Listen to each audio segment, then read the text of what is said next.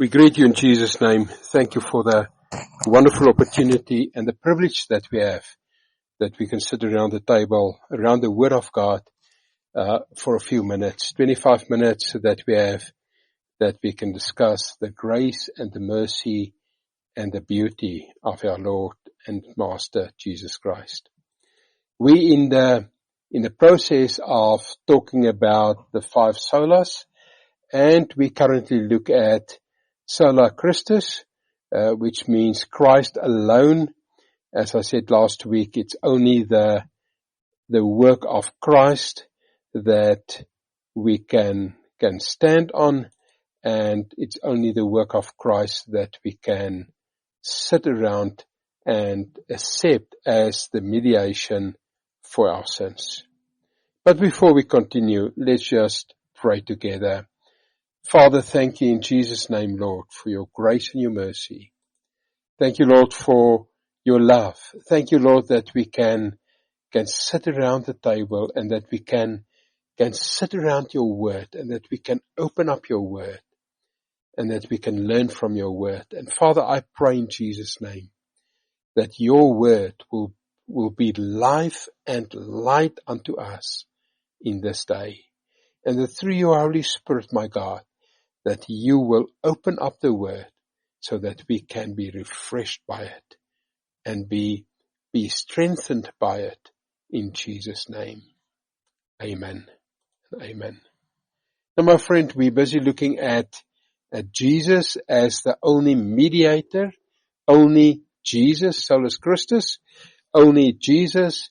There is none like him, none can compare to him, and he is the one and the only.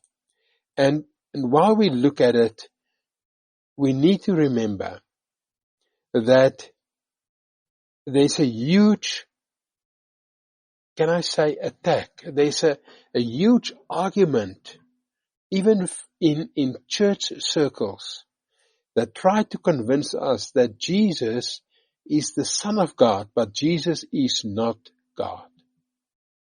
And I think this is crucial information, that Jesus is God. Yes, he is the Son of God. He's also been portrayed in the book of Matthew as the Son of Man, but he is God. And no argument against it will stand. Why do we say it? Because beside the Old Testament prophecies that reflected to Jesus that we can look at today, and beside the works and the miracles that he performed on earth, the Bible says he ascended to heaven and he sits at the right hand of the throne, and he intercedes for us day and night. We see in the Gospels that he pardons sin, and only God can do that. So Jesus is God. He's the Son of God, but Jesus is God. Now, I think it's extremely important if we look at this and we look at the Old Testament prophecies about Jesus, and I want to finish with it today. It is actually prophecies reflecting to Jesus as the Messiah. Now, none of these prophecies in the Old Testament, and there's 351, round about 350 prophecies in the Old Testament reflecting to Jesus. None of them mention his name, Jesus, or Joshua, but they're talking about the Messiah. They talk about the Anointed One. They talk about Emmanuel, God with us. So, whether Jesus is been called Jesus in the Old Testament or not,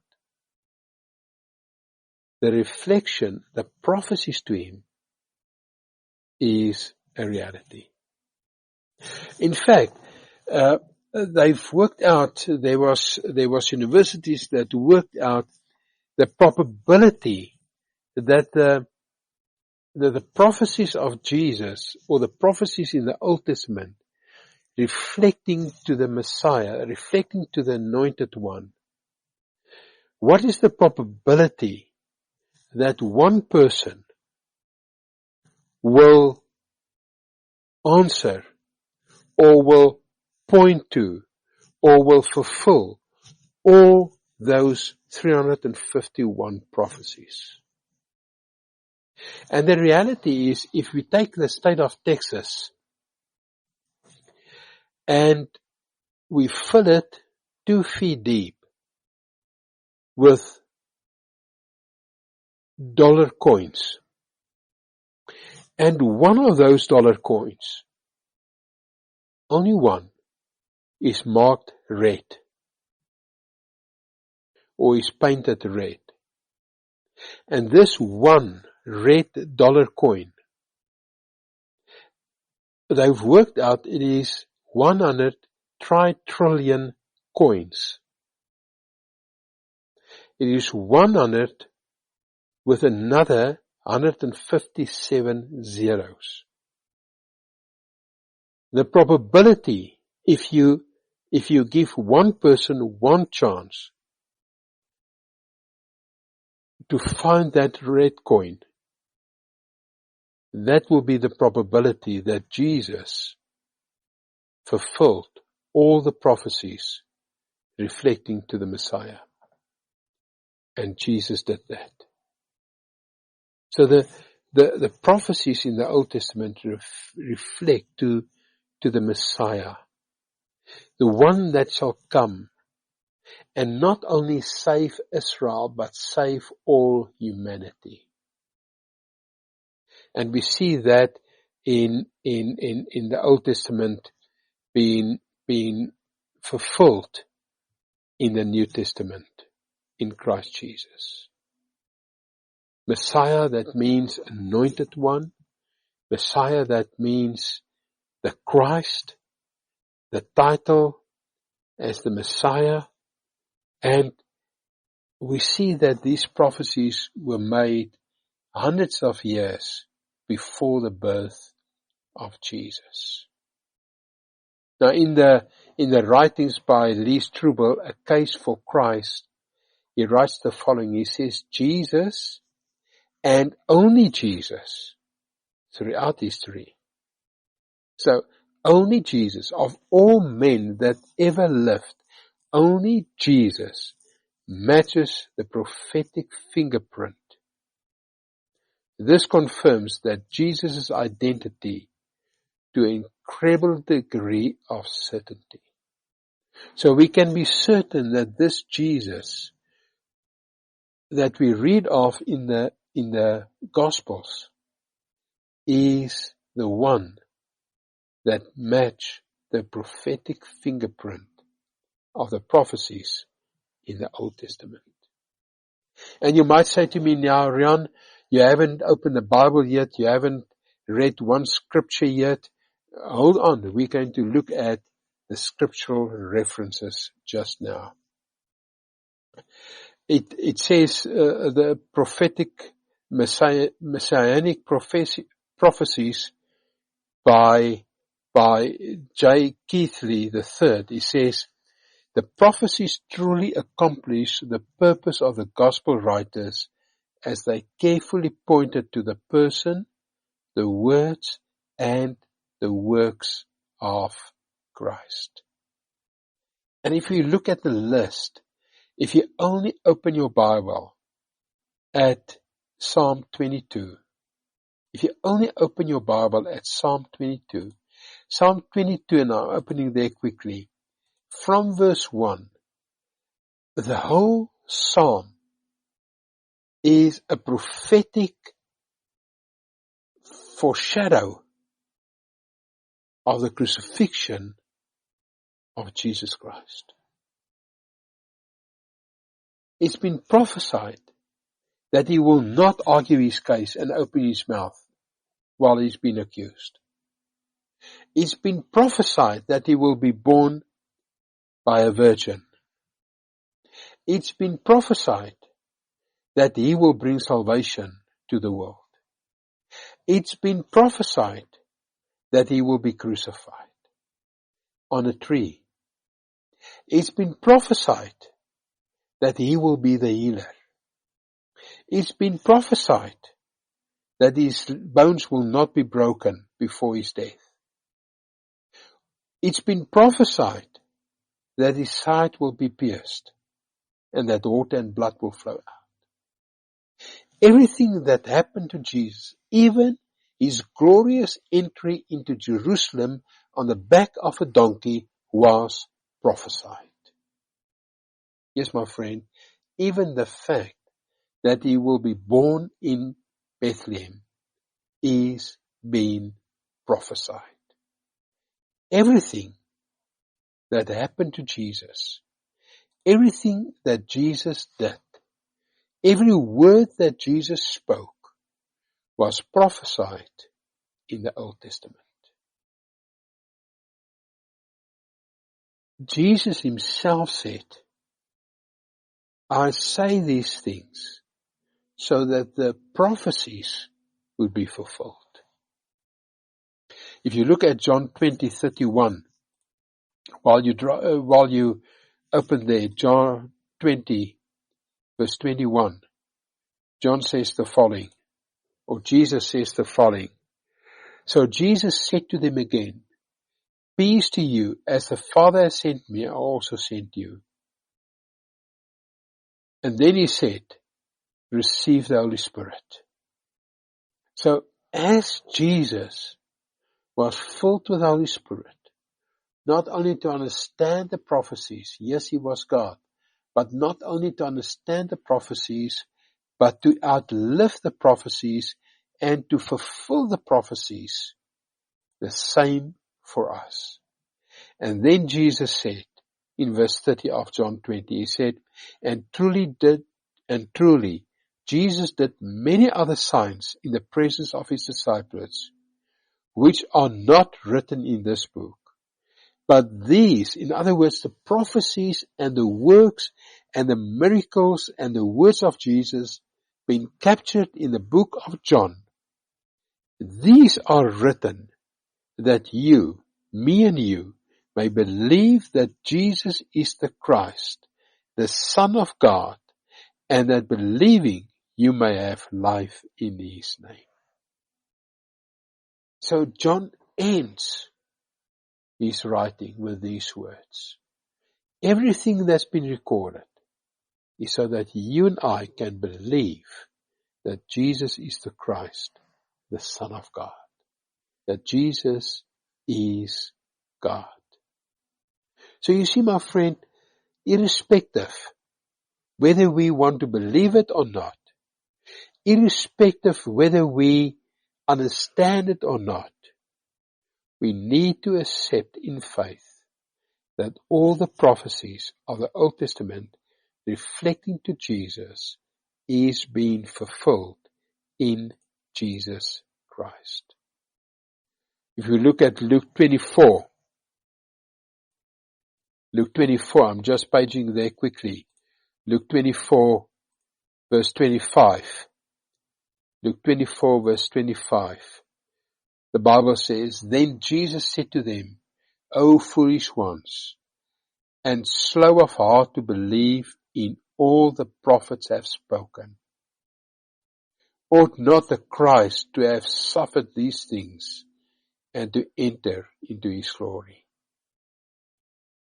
So here Jesus says, everything that's been prophesied of me, of my suffering, of my death, was not only spoken by the prophets, but is opening up, is happening, is manifestating in front of you.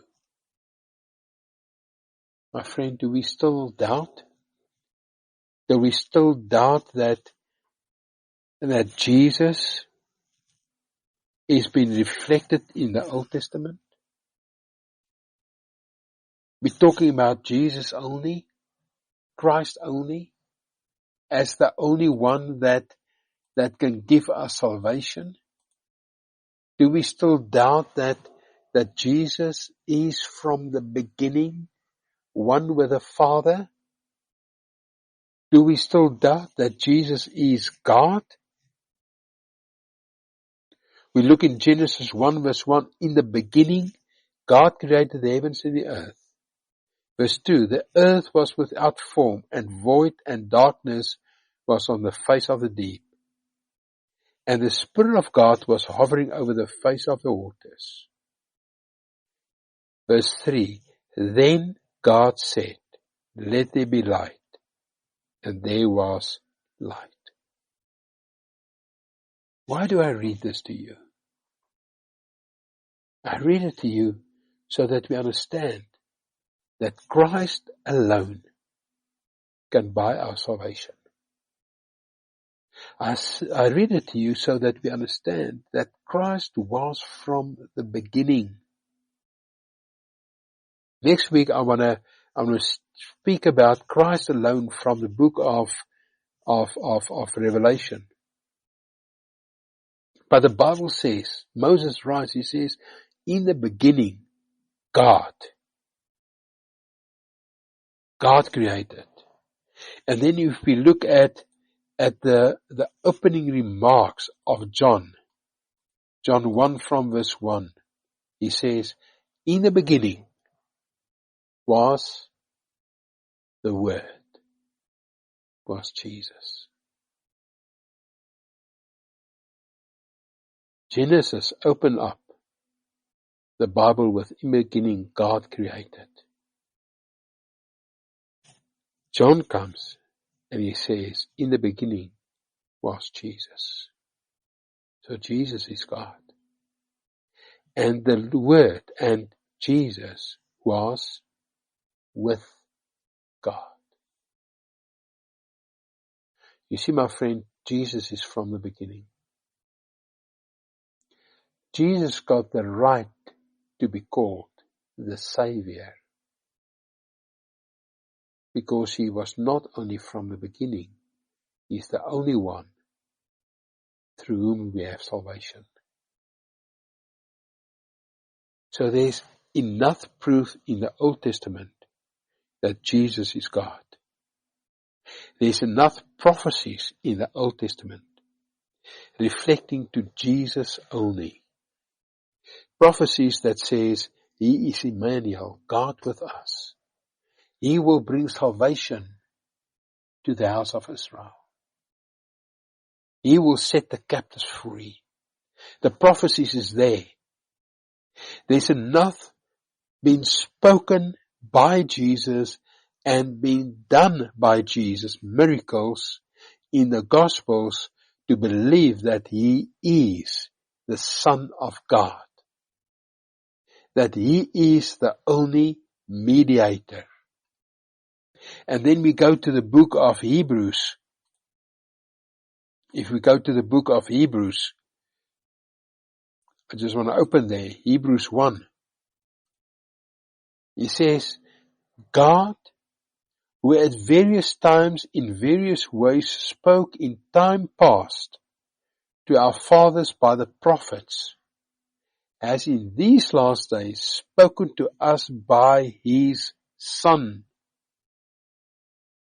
whom he has appointed heir of all things, through whom also he made the world, who being the brightness of his glory, of God's glory, and the express image of his person. He says, and Jesus upholding all things by the word of his power. That is why we say Jesus only. He says in verse 5 onwards, he says, for to which of the angels did God ever say, you are my son, today I have begotten you? And again, I will be to him a father, and he will be to me a son. He says, but your throne is established through righteousness forever, and a scepter of righteousness is the scepter of your kingdom. It says in the first chapter, and you sit at the right hand of the throne interceding for us day and night.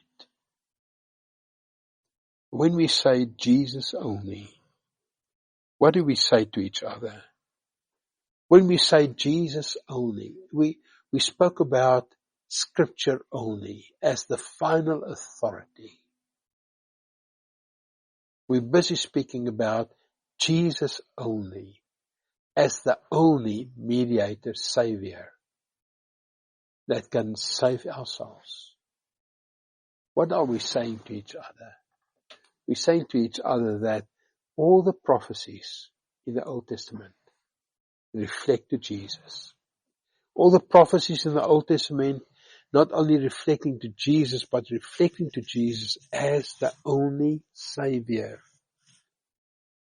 We say to each other that everything that Jesus said, every miracle that He did, every act of kindness that He bestowed upon people, reflected that He is the only Savior.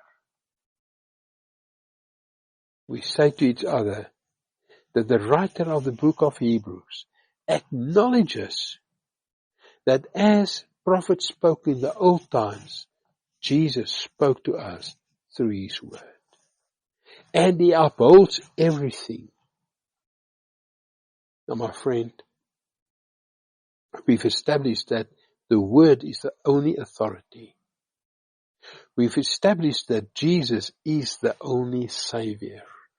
And next week I want to speak to you about that in the book of Revelation. But Jesus is the only Savior.